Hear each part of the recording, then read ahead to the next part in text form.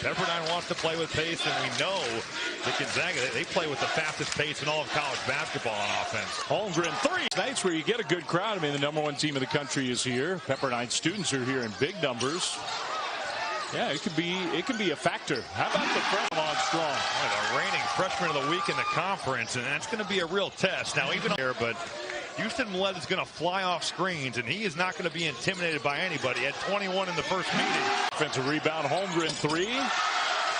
This is going to be the defense optional. You can just feel it with the pace, the tempo, and this guy right here is playing with a ton of confidence. Here comes Gonzaga. He's got a rare turnover. Andrew Nembhard, last 5 games, 25 assists, 2 terrific pickup, and a guy that's just fit in seamlessly with Mark Few's offense.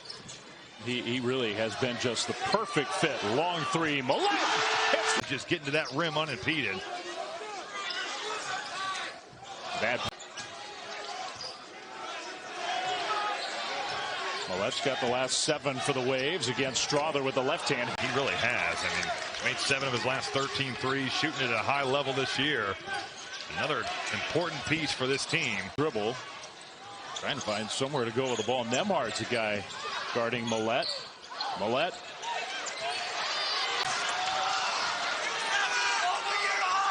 Here's a Hickman three. Hickman, those guys coming off the bench. They're starting for a lot of teams in college basketball. This level on this team. Zags are starting to make it real tough for Pepperdine on this end. Mallette been saying, yo, look, these count. It's a tough deal from a guy who's scoring the ball really well. This is not the kid we came to watch play, but he can really shoot. Mallette, three, had to kind of heave that.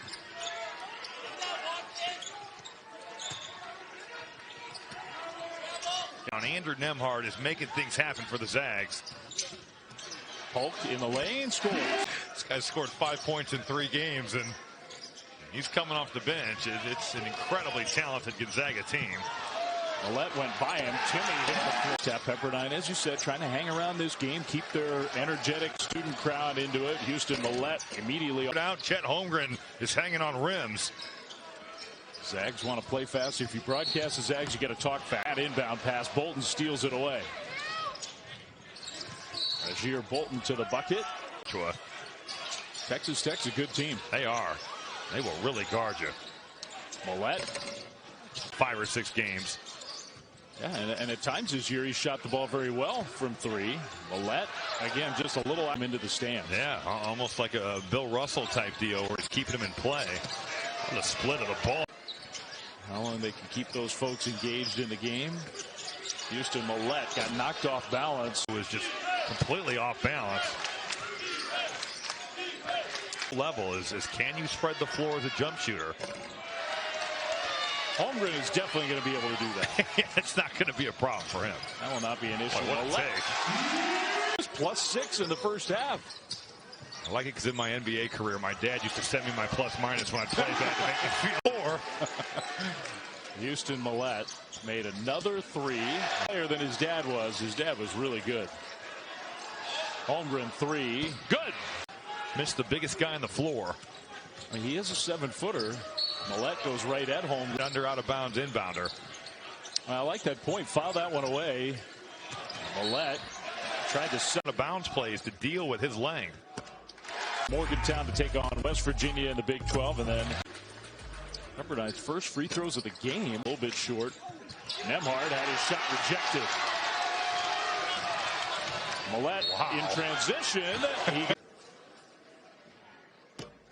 went down in that BYU game. Just look who they lost. So that's, I think, good news for Zags fans. Well, Mallette is just flying around. He's going to shoot it again. He tried to knock that off a little bit.